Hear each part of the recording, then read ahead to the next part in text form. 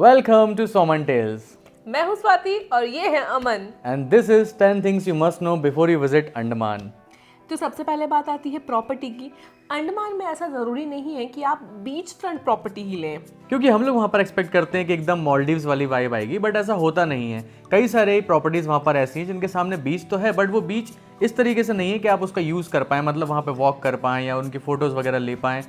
काफ़ी पथरीले से बीच होते हैं वहाँ पर। और एनीवेज अगर मैं आपको बताऊँ तो वहाँ पर शाम जो है वो बहुत जल्दी हो जाती है, लगभग 4:30-5 बजे तक। तो अगर आप दिन भर कहीं से घूम कर आ रहे हैं तो शाम को आपको एनीवेज टाइम नहीं मिलने वाला।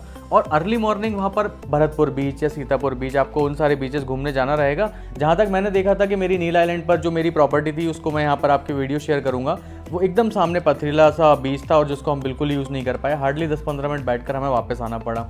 अपार्ट फ्रॉम दिस अगर मैं बात करूँ इस वाले रिजॉर्ट की, जो कि आप देख सकते हैं कि प्रॉपर्टी के सामने ही बीच है, इसमें लोग इसको यूज़ भी कर पा रहे हैं। इसके मैंने काफ़ी सारे वीडियोस देखे थे, बट इसका कॉस्ट जो है वो बहुत ज़्यादा था। सो आप प्रॉपर्टीज़ बुक करने से पहले एक बार ये डिसाइड कर सकते हैं। टाइम से याद आया कि अंडमान में सुबह भी जल्दी होती है, यानी कि मॉर्निंग आपका जो सनराइज होता है वो लगभग 3:30 से 4 बजे, 5 बजे तक तो मैक्स वहाँ पर उजाला हो जाता है और 8 बजे कड़कड़ाती धूप हो जाती है।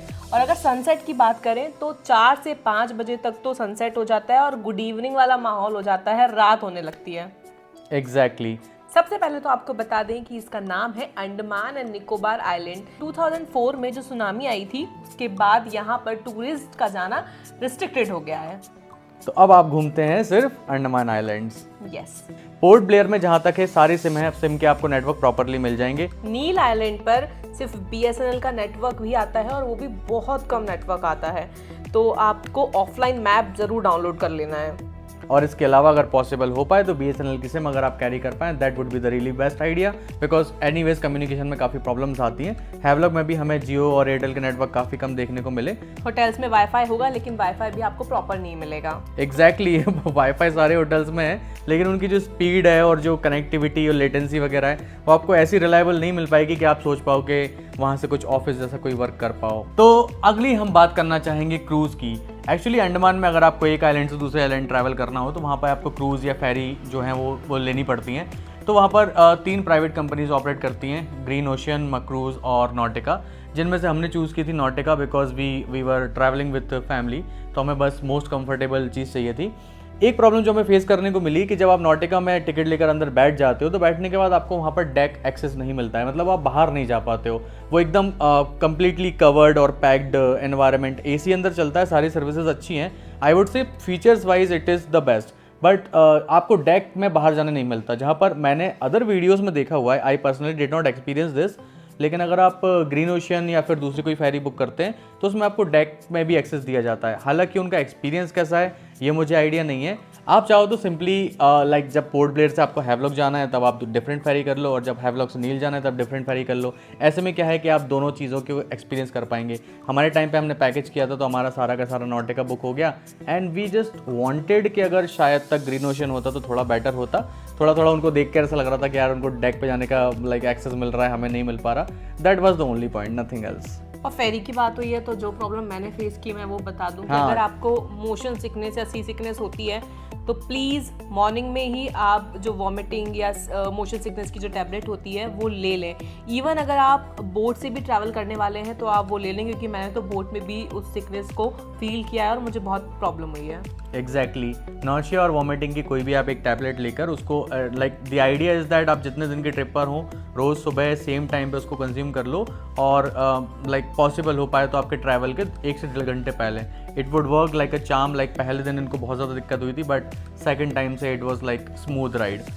आप जब भी कोई बीच पर विजिट करते हैं या फिर कोई ऐसा बीच जहाँ पर एक्टिविटीज़ होनी है, वहाँ पे आपको बाहर ही बोला जाता है कि आप ये एक्टिविटीज़ हमसे परचेज कर लीजिए, बीच पे जाके आपको दुगने दामों में या महंगा मिलेगा। बट ऐसा कुछ भी नहीं होता है। हमने जो एक्सपीरियंस किया है उसके हिसाब से बाहर जो रेट है वही सेम रेट अंदर भी होता है, और कहीं कहीं पे तो उससे सस्ता भी मिल जाता है। तो बेसिकली वो लोग ट्राई करते हैं कि आप उनसे परचेज कर लीजिए। एलिफेंट बीच जैसे कि एग्जांपल है, आपको वहाँ जाने के पहले ही बताया जाएगा कि ये सारी राइड्स हैं, आप पहले से डिसाइड कर लो आपको क्या करना है क्या नहीं करना, और उसका पहले ही पैसा दे दो, क्योंकि आपको वहाँ पर ज़्यादा लगेगा। बट इट इज़ बेटर कि आप जाकर ही देखो, that would be a wise decision. Next है, अगर आप अपनी प्रॉपर्टी बुक कर रहे हैं तो वहाँ पर आप एक बार अपने फूड ऑप्शंस देख लीजिए। अगर आपको ब्रेकफास्ट आपके स्टे के साथ इंक्लूडेड मिल रहा है without any like additional cost, तो आप उसको ले सकते हैं। अदरवाइज अगर आपको ब्रेकफास्ट का फी जो है वो पे करना पड़ रहा हो या फिर आप खुद से ही पिक कर रहे हो तो आप उसको स्किप भी कर सकते हैं। बेसिकली क्या होता है, जब आप पोर्ट ब्लेयर से हैवलॉक जाते हैं या हैवलॉक से नील आइलैंड जाते हैं तो फेरीज का जो टाइम है वो काफ़ी अर्ली मॉर्निंग में होता है।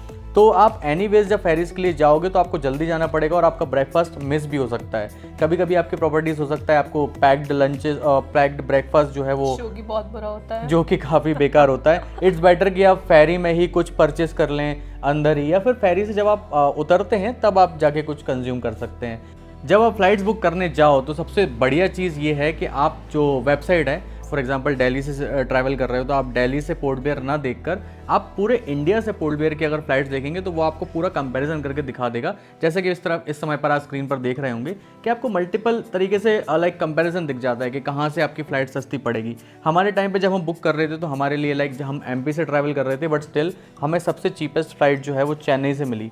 सो we actually travelled like from our city to Chennai by train, और उसके बाद हमने रिमेनिंग जर्नी जो है वो फ्लाइट से कंक्लूड की। तो आप इस तरीके से कुछ अपना कॉम्बिनेशन करके भी फ्लाइट को जो है फ्लाइट का प्राइस जो है वो सस्ता पे कर सकते हैं। ज़रूरी नहीं, मतलब if you really want comfort तो ज़रूर definitely you can do whatever you want, otherwise this is a good way to save some money on the flight. जैसा कि हमने आपको बताया कि अंडमान में सनसेट बहुत जल्दी हो जाता है, तो अंडमान में रात 9 बजे सारे शॉप सारे रेस्टोरेंट्स बंद हो जाते हैं। आप कह सकते हैं कि अंडमान क्लोज हो जाता है। तो कोई भी ऐसी मेडिकल इमरजेंसी हो जिसमें आपको मेडिकल स्टोर से कुछ दवाइयाँ वगैरह चाहिए हो तो वो 9 बजे से पहले आप लेके रख लीजिए। एग्जैक्टली बहुत देर बाद बोला तुमने एग्जैक्टली। तो ये थे कुछ पॉइंट्स जो आपको अंडमान विजिट करने से पहले ध्यान में रखने हैं। और ऐसे मोर वीडियोस देखने के लिए फॉलो कीजिए सॉम and tales. Subscribe, ring the bell icon